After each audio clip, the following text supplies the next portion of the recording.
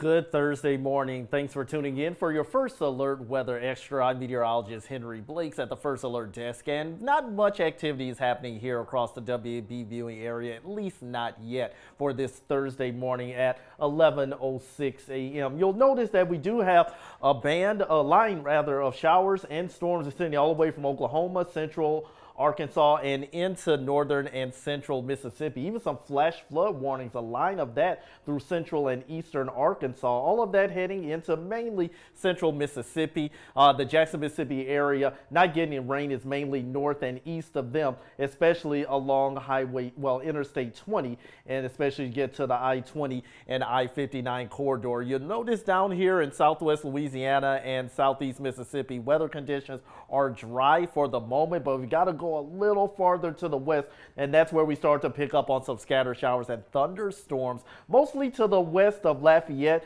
and a few showers trying to make their way into Abbeville. These are the showers and storms we'll be watching as they push north and eastward throughout the afternoon. That could give us a little bit of wet weather in parts of the WFB viewing area here in southeast Louisiana and southwest Mississippi, potentially during our commute home from work and school this afternoon and evening. But for the time being, the heavy rain threat and flooding threat remains well to the north of us. The area is already getting the rain. That's where they're likely to see the flooding threat for today. But let's take a look at tomorrow, because that's where things are going to gradually change as we have a bit of a front system pushing through the area. For tomorrow, lots of yellow extending from Shreveport along Interstate 20 through Jackson, Hattiesburg, Alexandria, and as we zoom in tighter, you'll notice lots of shades of green for all of southern Louisiana. That's where we have a very low marginal risk of some isolated localized flooding. But let's take a look a little farther north of the Baton Rouge area, especially north of Baker. So residents, let's just say from Clinton into St. Francisville, New Road, Zachary, Greensburg, and into Woodville and Liberty, you have the potential of a greater potential of seeing some localized flooding than, let's say, southern parts of EBR and West Baton Rouge parishes. Not everyone is going to get the flooding, but we do have the potential for some heavy downpours at times for tomorrow. And Friday, that's likely going to be mostly during the afternoon and evening hours. And that's something we're going to keep an eye out on, because you'll notice that the Weather Prediction Center has a likelihood of that heavy rain. Let's say anywhere from a few localized 2 to 3 inches can't be ruled out either. That's going to be a good possibility. But as we get in the central and southern EBR parish on southward, we're looking at anywhere from half an inch, maybe an inch or more of rain. It just depends on how fast or slow the storms move, and if they hover over your neighborhood, that will give you that potential of that localized flooding, mainly in low-lying areas, ditches, streams, and creeks.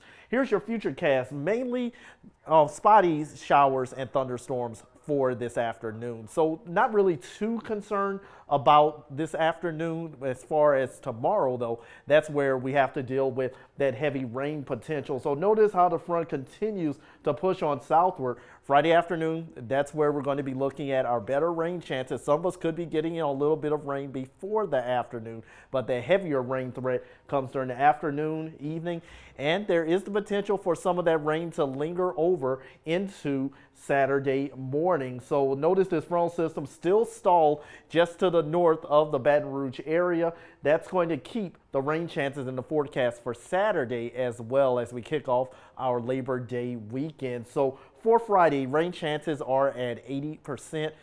For Saturday, roughly about 50% for the moment. But on Saturday, the rain chances should gradually decrease from north to south, but we are going to need the rain gear for that. But what about Sunday? Well, luckily that cold front does finally stall, but gradually push a little farther southward. So that's where things are going to get a bit questionable, because if you're along and south of that front on Sunday, that's where you're going to have another chance of some spotty, isolated to scattered showers and storms. Even though the chances are low, not necessarily as great as they're going to be for Friday and Saturday. If you're along this front, you could see a spotty shower or storm for your Sunday and perhaps even Labor Day Monday. But for now, those chances are anywhere from 10 to 20% for the moment. But not expecting Sunday, let alone Labor Day, to be a washout, but we'll keep a slight chance of showers and storms in the forecast for you.